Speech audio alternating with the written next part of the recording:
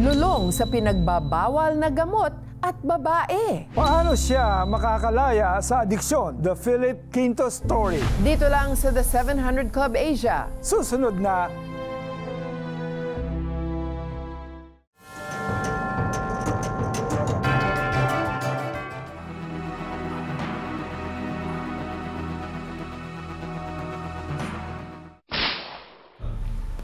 Lumaki man sa pamilyang relihiyoso, naghanap ng sariling direksyon sa buhay si Philip.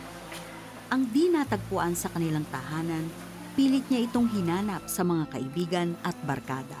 When you get out of that shell, you come to realize that, wow, I was so sheltered because everything that was real was kept from me. Ang pagiging mapusok ni Philip ang nagtulak sa kanya upang hanapin ang mundo. Nauwi ito sa pagsama niya sa fraternity. Dito naramdaman niya ang kapangyarihang di pa nararanasan sa kanyang buhay. I was longing for that because in my teen years, I didn't know where I belonged. Sinasabi nilang mabait na kailangan magsimba palagi or dito na ako ngayon sa bagong mundong na-discover ko. Pinili ni Philip ang nadiskubring mundo. Ang pakiramdam na tanggap siya ng mga kaibigan kahit na makapanakit sila ng ibang tao. If you had control to do this over your fellow man, to do something bad, parang feeling mo, wow, napaka-powerful mo naman. Lumabas yung isang barkada ko, may hawak na baseball bat. Bakit yung kotse? Ginanon lang niya. Nakita lang namin, tumumba yung tao. Tapos, alis na kami. Trip-trip lang. Matapos ang kolehiyo, nagsikap magbago si Philip at naging matagumpay sa napiling karera. Ngunit sa likod ng magagarang damit at titulo, naging mas matimbang ang mga dating nakagawiang bisyo. Mas lalo akong nalulung sa self-belief. You just know happiness as the next high. Sa pagbaba ng kanyang tama, naiwang balisa si Philip. Naisipan niyang bitawan ang lahat ng bisyo, pero hindi naging madali ang subuking magbago. Doon ako sumubok. On my own. I thought I could do it on my own. Na umiwas sa sa grupo, sa bisyo. Pag umiwas ka sa grupo na ganyan, ganyang kalulong, ganyang ganyang kapraning, they already think that you're doing something against them. Kasi kasama ka nila sa kademonyohan eh. Sa gitna ng dilubyong nararanasan, naisip ni Philip na tapusin na ang kaguluhan ng kanyang kapaligiran. Isang bala upang matamo ang hinahanap na katahimikan. Thinking about what to do next, not really knowing what to do. I saw 700 Club. It came on TV, and I saw the number. You want someone to talk to? May problema ka? Tawag. Ito yung hotline. I thought in my mind, alam mo, subukan mo na lahat. Subukan mo na lahat eh. Eto kayong subukan mo. Subukan mo. And ang sabi niya, kahit ganyan ka, nagbibigay ang Panginoon ng chance. Lalo sa mga kagaya mo. Yun ang sabi niya. Doon ko lang narinig yun. Na kahit ganun pala ako kasama, may chance. May chance ako pala ako. Sa pamamagitan ng panalangin iyon, nangusap ang Panginoong Diyos kay Philip. Patuloy na nakatanggap ng mga babasahin si Philip na siyang nagpalalim sa kanyang pagkakakilanlan sa Diyos. Di niya namalayan na unti-unting nawala ang kanyang pagkahumaling sa mga dating bisyo. Pati na rin ang tangkang pagpatay sa kanya na wala na lamang na parang bula. Every day, I discover more and more about the Lord. About His grace, His goodness. It's amazing. It's amazing. Amazing. Bagamat patuloy pa rin nakakaranas sa mga problema, di na muling bumitaw si Philip sa agapay ng Diyos na siyang nagligtas sa kanya. Only by the grace of God. And also, from that one call, all started there. From that one call that night. Grabe yung Pinagdaanan ni Philip, ano? hindi ko nga maisalarawan kasi yung parang nonsense talaga. Yung mga pinagagawa nila. Oo, Pero may naglalakad na bigla nilang hinampas ng bat. Oo nga. Paano kung yung pamilya nun, nahanapin na yun? Kung napuruhan yun, di rin natin alam. Oo nga. Such a senseless crime. And then, while he was watching TV, the Lord reached out to him through the 700 Club Asia. Kaya yung experience ni Philip was extraordinary. Di ba, Alex? That is the mystery of God. I know. How can a man who looks so incorrigible with the crime Oo nga. that he is committing, suddenly he found grace with God? Amen and amen. Alam mo bakit? Bakit? Kasi sometimes, for the glory of God, He's in the business of changing or transforming a person Amen. from a very dark character. He pulls him out from the mud and places him in the kingdom of light, Amen. where he is showered with the grace and love of the Lord. Oo. Saka isipin mo, no, Alex, yung buhay niya, it was a cocktail of violence, there's sexual addiction, may drug dependence. Parang it's a prison na rin, di ba? That kept Philip locked up for good. Hindi lamang yon. Yung sinasabi ko palagi na hindi natin alam kung ano ang buhay natin hanggat hindi natin ito sinusuko kay Lord. Amen. May plano siya sa atin . So if you look from the outside, hindi mo expect na makakalaya si Philip sa bondage na yon. I'm sure his family had given up hope that he would change. He himself, he had given up already. Pero isang mensahe lang, nagpatigil sa lahat. Si Philip suddenly became a new creation. Amen and amen. Kaya kung kayo po ay sumuko na sa pag-asang magbago at makalaya, wag po kayong mawalan ng pag-asa. Even when people have given up hope on you, there is always Jesus. 1 John 1:19, declare this and that. If we confess our sins, He is faithful and just to forgive us our sins and to cleanse us from all unrighteousness.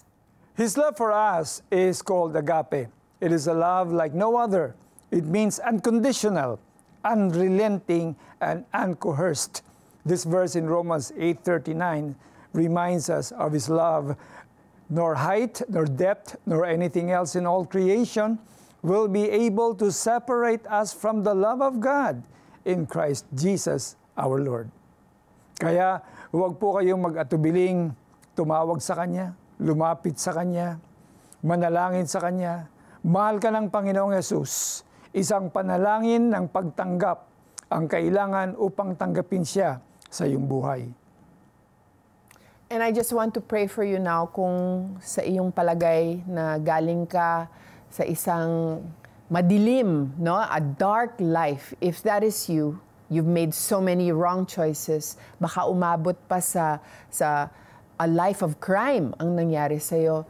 It is not too late to turn to the Lord Jesus. O Lord God, I confess with my own mouth that I have sinned before you, that I have forgotten you in my life. I know you are there. I live in a country that acknowledges who you are, but that's only in my head. But today, nililipat ko yung knowledge na yan, and I am allowing it to enter my heart, and that is why I ask for your forgiveness, because I want the same freedom that Philip is experiencing right now. Gusto ko din magbago ang buhay ko. I want to follow you, Lord Jesus. I want to look at the cross and see your sacrifice and finally understand the power of your blood over my past, over my present, and over my future. That's how powerful your blood is. The sacrifice you made on the cross, Lord Jesus, is a sacrifice that is good for every single lifetime, past, present, and future. Nagpapasalamat ako, Lord Jesus. I receive you in my heart as my Lord and my Savior, my King of all kings, the ruler and the owner of my heart, and I belong to you. Lord Jesus, help me love you, help me follow you, and help me love other people just like how you love them. My life is yours. Please love me, Lord Jesus. I do not have much to offer you. And so I thank you because I know that you will receive me. My life is yours. In Jesus' name, amen and amen. Hallelujah. Praise God. Salamat po, Panginoon, sa mga nakarinig, Panginoon, ng panalangin na yon. Hallelujah. Mga kapatid, kung ikaw may nakarinig ng panalangin, ng pag-anyaya sa ating Panginoong Yesus upang isuko ang iyong buhay, ang panalangin na yon ay humihingi ng tugon. He needs your response. It's either you follow Him or you don't follow Him. Binibigyan ka ng pagkakataon ni Lord to walk away from the wrong that you are doing right now so that you can escape the consequences of that wrong and that mistake. The Lord is calling you now into the kingdom of light. Kapatid, huwag mong biguin ang Panginoon. Maraming mga kaluluwa na kasalalay upang ikaw ay gamitin ng Diyos. Lumapit ka sa Kanya at sa pagtanggap mo sa Kanya, magpagamit ka sa Kanya. Even right now, as I speak, the Lord is convicting the hearts of many. Merong isang tao ngayon na siya ay nasa kulungan. I don't know kung paano siya nakakapanood ngayon sa amin, but the Lord is speaking directly to you. Repent, magsisi ka, at maglingkod ka sa Panginoon. Even right now, somebody in the hospital is gravely ill. And in the name of Jesus, the Lord is speaking to you. Hindi ka naniniwala na ang Diyos ay nagpapagaling, but right now, give Him a chance. Accept Him into your life. Accept His healing touch. And by the blood of Jesus, you will be healed from that rectal and colon cancer that you are experiencing right now. Hallelujah. Amen. And I feel in my heart that there is someone na scammer, namumuhay ka bilang isang scammer at kinakausap ka na ng Panginoon, meron ka ng kurot sa puso mo na alam mong mali ang ginagawa mo. I am telling you that the Lord is talking to you right now and He's saying, stop my child, tigilan mo na yan because I have a great future for you. Yan ang salita ng Diyos para sa iyo ngayon. Trust Him with all your heart. Meron din isang nanonood sa atin ngayon na meron siyang kasalanan na dapat niya i-confess sa mga authority. Kapatid, gawin mo yan sa lalong madaling panahon bago pa bumigat ang kasalanan mo dahil sa pagtatago. The Lord will give you a new life. Sumuko ka sa mga otoridad because this is your safe haven. Kung hindi ka susuko, lalong manganganib ang buhay mo sa mga kalaban mo na they are after you.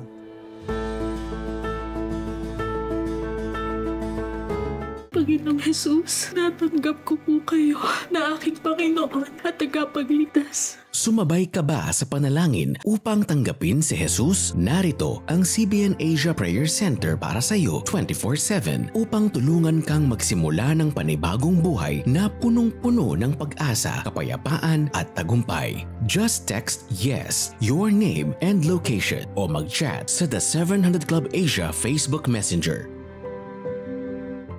Ano nga pala lulutuin ko mamaya? Naku naman! Judith na naman! Diyos ko po! Huwag kang OA. Kaya ni Lord yan, live na mapapanood mula May 26 midnight dito lang sa GMA.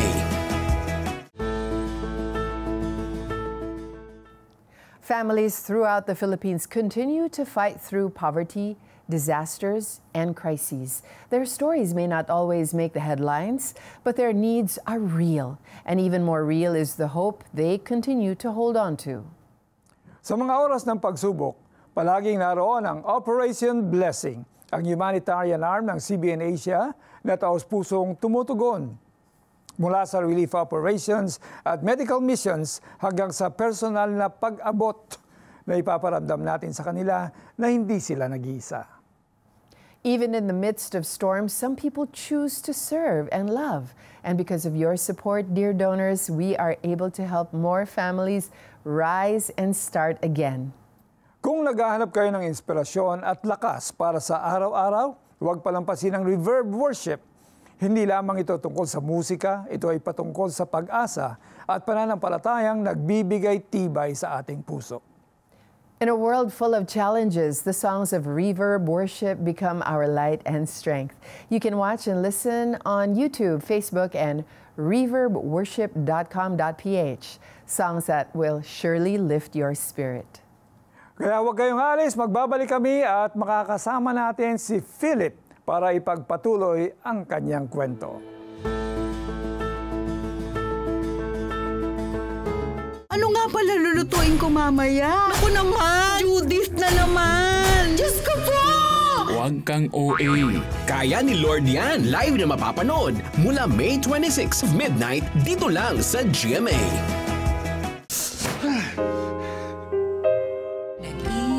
Maghihintay pa rin ako, Lord. I'm Nolo Lopez. I'm Jasmine, and this is my story. Tugon is now available on USB flash drive with a downloadable discussion guide. Watch and engage in meaningful conversations with your family and friends. Donate 1,000 pesos to CBN Asia and receive 2 bonus Tanikala telemovies, Kampihan, and Senior Moment with free discussion guides. Your support helps produce more Tanikala telemovies, inspiring programs, music, and online content that transform lives. Become a CBN Asia partner today. Welcome back to the 700 Club Asia. And joining us today is Philip Quinto. Hello Philip, kumusta ka na ba? Good day po, mainit po nagpagbati sa pagmamahal ng Panginoon. Hi, Pastor Alex and Ma'am Joyce. I'm so humbled and privileged at the same time to be in the presence of such spiritual giants as yourself. Wow. Tsaka sa lahat po ng nanonood at nakikinig sa the 700 Club Asia, greetings in Christ po. Wow, Ito salamat. Po. Sige po, welcome to the show. We are so happy that we have you with us online. Let me begin with this question. We just reviewed your story just now lang. Was it really, I'll jump straight into it, was it really hard to get away from the group that introduced you to party drugs like cocaine, etc., etc.? And gaano katagal bago sila tumigil na hanapin ka? Oh, wow. That's a really tough deal, because if, as I mentioned in the story, if you're in with that kind of group, once you try to get out, they really go after you in the sense that they think that you're going to do something to probably turn them over. Ganyan. So they were looking for me for about, I guess, the better part of maybe 2 or 3 months. Wow. Without let up. And that was really hard, because I know that they were capable of well, in short, ending my life. Meron tong mga armas, and if they plan to do something, kayang-kaya po nila. Especially, alam nila kung saan ako nakatira. They knew where my residence was. After receiving Jesus Christ as your Lord and Savior, I know it was hard to stay away from drugs and other vices, but paano mo napaglabanan ang lahat ng tukso na alam naman natin talagang susubukan ka, Philip?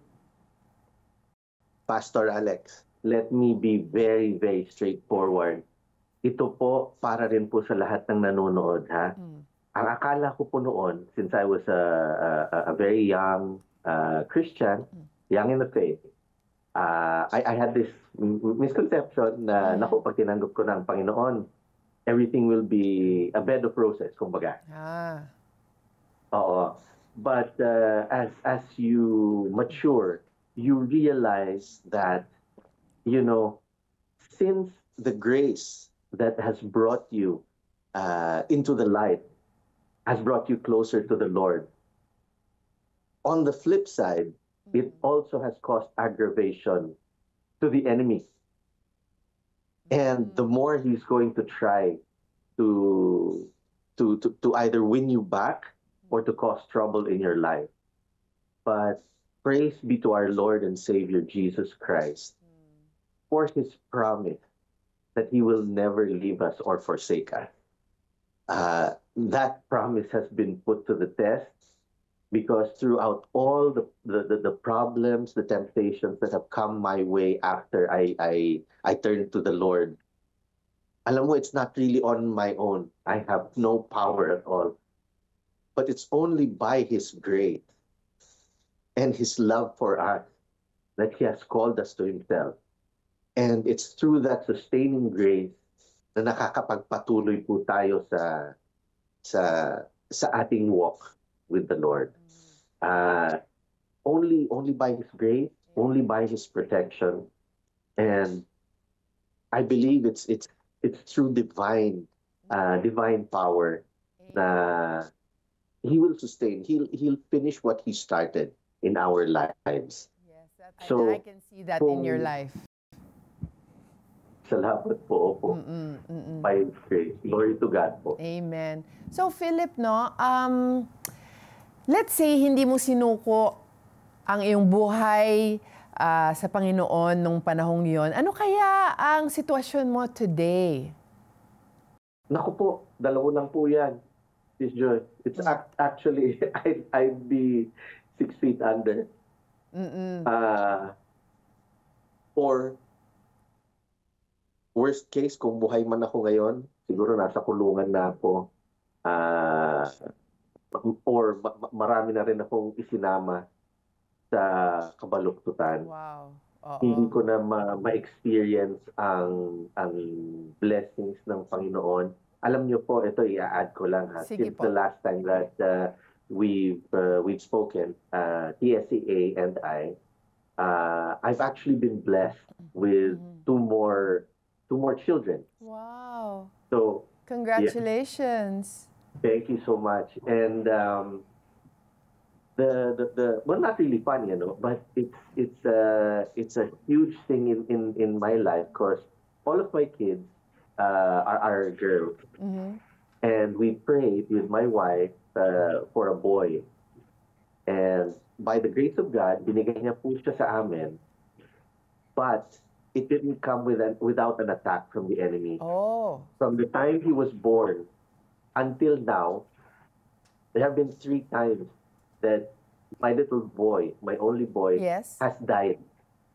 Pinatay po siya ng enemy 3 times Oh my from the time he goodness. was born. And so what happened?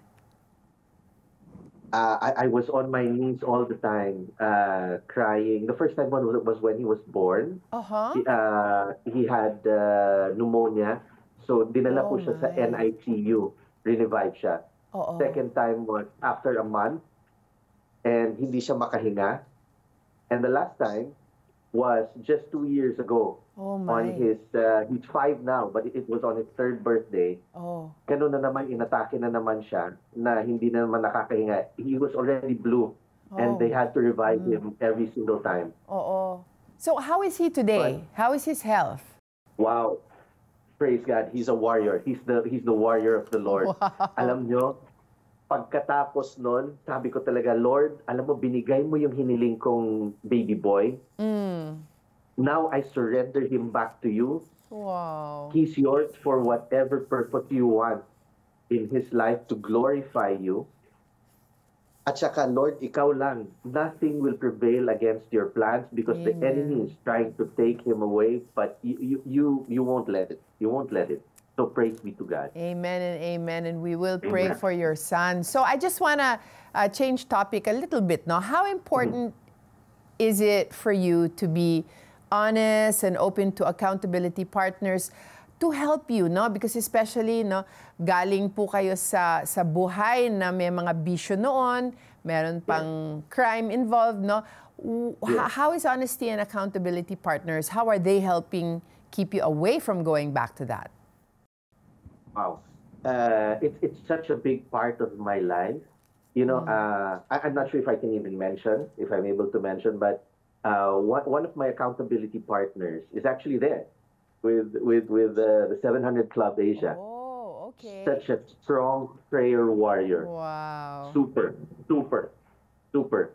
And it keeps me in check because when there are times that the enemy attacks and you don't know where to turn, your accountability partners, being honest with them, are, well, in not so many ways, how can I say, prayer warriors.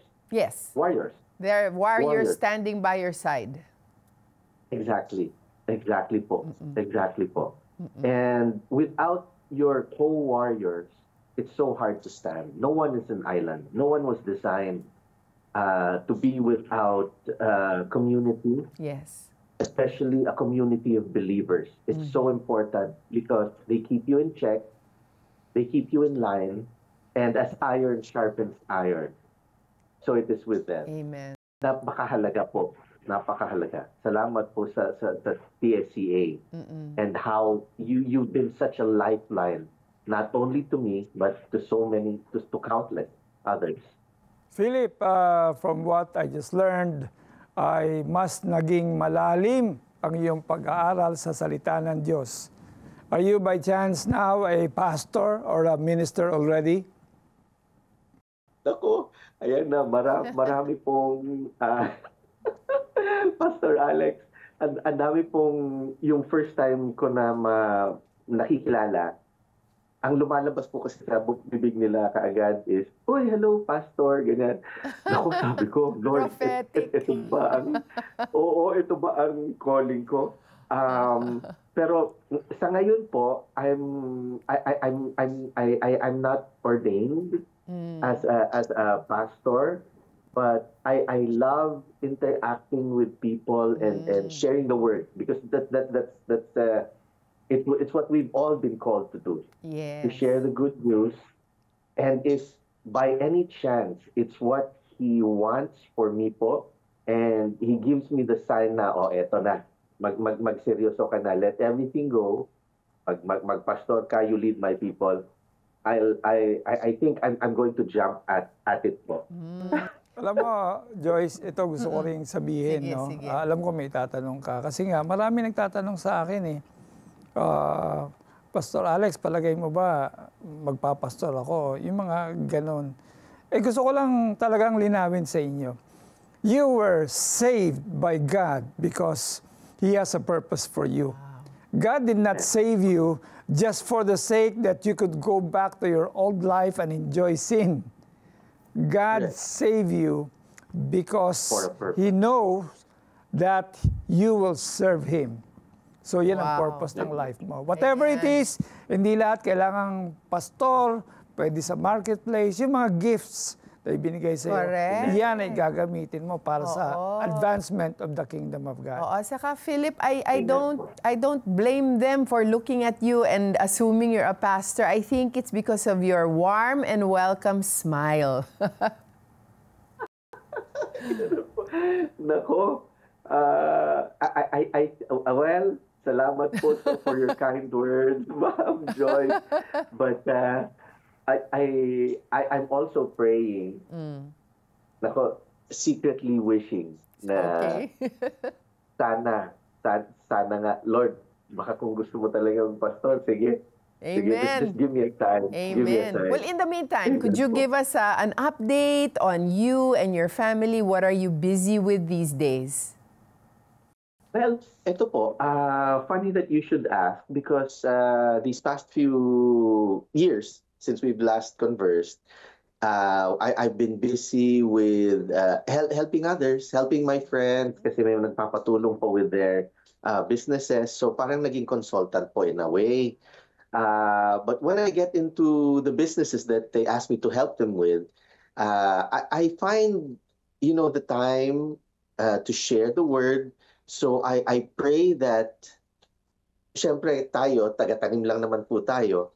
I pray that with everyone that I've shared the word to, sana po may mag-water din, at umani, syempre ang Panginoon po ang mag-let na mag-grow nun. Now po, I've just concluded a recent project and I'm currently looking for something to do. Ooh. Kaya I've been praying to the Lord, for the last 3 weeks. It's been 3 weeks. Sabi ko, Lord, parang nagiging restless ako and anxious. Is there anything that you want me to do? Kasi nagtrabaho na ako and everything. Baka meron ka ng gustong ipagawa sa akin, Lord, para sa'yo. Biglang, ito po, nagtumawag ang researchers ng TSCA and it might be a sign that I think I should really already surrender and do it already for the Lord. Yes. Well, let me pray for you right now, really quickly. Lord Jesus, we just lift Philip up to you, his entire family. We thank you for his young 5-year-old boy. We pray for no more health emergencies. We pray for 100% health. And Lord God, I pray for the placement of Philip. Kayo na po ang mag-place sa kanya doon sa misyon na ginugusto mo for him and for his life. In the name of Jesus. Amen. I receive it. Thank you. Thank you so much, Lord. Hallelujah. Well, thank you so much, Pastor Philip, for sharing your life with us. At saka, huwag mo nang hanapin kung saan ka dadalhin nila. Sharean mo lahat ng makikita mo. Sharean mo ng gospel, ng salvation. Yun na yun. Opo. So, God bless you all po at TSCA.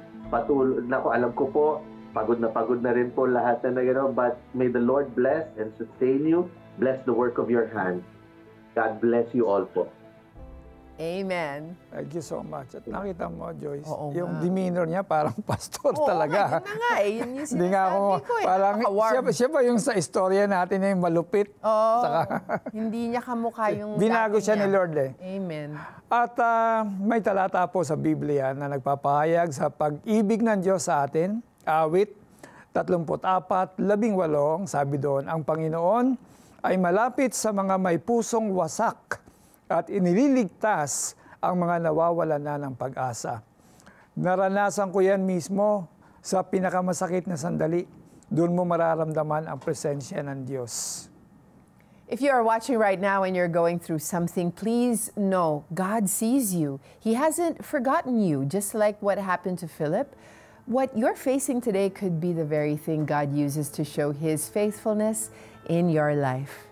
Maraming salamat sa pagsama niyo sa amin. Kung nais niyo maging bahagi ng mga kwentong gaya ng kay Philip, mga totoong buhay na binabago, iskan niyo lang ang QR code na nasa inyong screen. Bawat tulong ay napakahalaga. We are so grateful for you. Thank you for standing with us. We hope you'll join us again next week for more stories that speak to the heart and point us back to God's love. Kapit lang, mga kasama. Kasama niyo ang Diyos. Pagpalain niya kayo.